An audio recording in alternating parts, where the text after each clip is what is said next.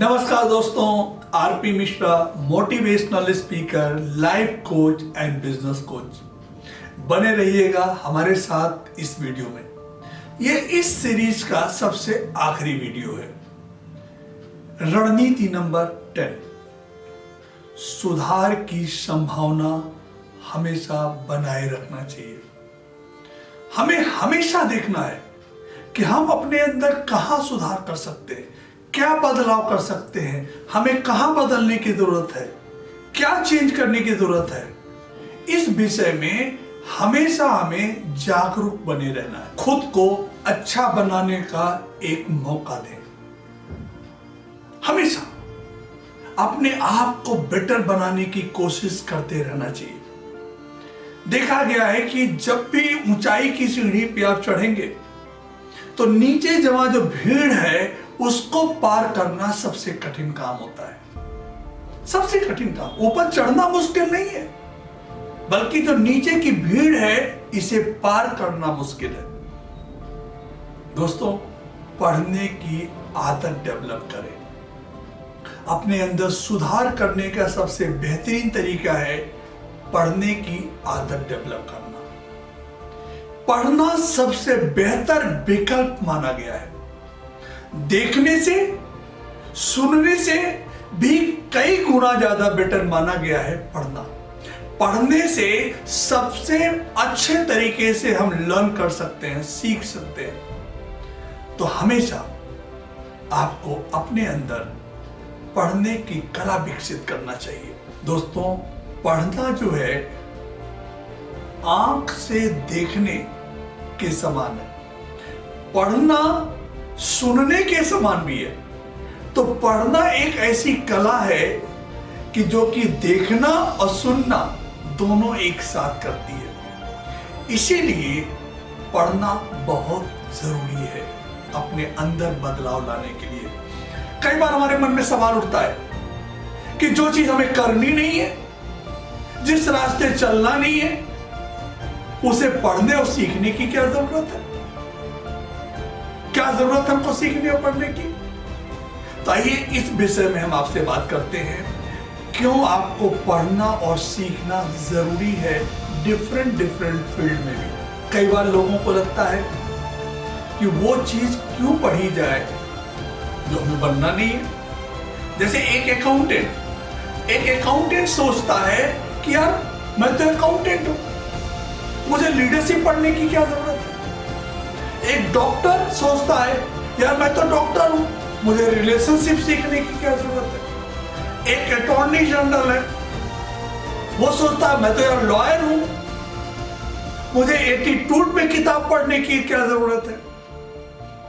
तो दोस्तों, कई बार लोगों को लगता है कि मुझे फालतू चीजें पढ़ने और सीखने की क्या जरूरत है। क्या हो सकता है? मुझे क्रिकेट के बारे में क्या जानने की जरूरत है, मुझे फुटबॉल के बारे में जानने की क्या जरूरत है, मुझे वॉलीबॉल के विषय में जानने की क्या जरूरत है। तो इस तरीके के सवाल अगर आपके मन में उठते हैं तो आइए इस विषय में चर्चा करते हैं। दोस्तों, दो तरीके की स्किल होती है, एक हार्ड स्किल और एक सॉफ्ट स्किल। हार्ड स्किल क्या है? अकाउंटेंट होना, उस अकाउंटेंट की वो हार्ड स्किल है। एक लॉयर की हार्ड स्किल उसकी वकालत है। एक डॉक्टर की हार्ड स्किल उसकी अपनी प्रैक्टिस है। तो हार्ड स्किल और सॉफ्ट स्किल में क्या डिफरेंस होता है, इसे हमें समझना बहुत जरूरी है। आइए एक चिड़िया का एग्जांपल लेते हैं। एक चिड़िया है जो 6000 मील की उड़ान भर लेती है, लेकिन जानते हो 6000 की मील की उड़ान कैसे भरती है? उसकी हार्ड स्किल है उड़ान भरना, लेकिन वो अपने हार्ड स्किल के दम पे इतनी लंबी उड़ान नहीं उड़ पाती। जानते हो क्या करती है? जब वो लंबी उड़ान पे निकलती है तो अपने साथ एक लकड़ी का टुकड़ा लेके उड़ती है, और जब उड़ान के दौरान वो थकती है तो उस टुकड़े के साथ नदी पे या समुद्र पे वो लकड़ी गिरा देती है, उसी लकड़ी पे तैरने लग जाती है।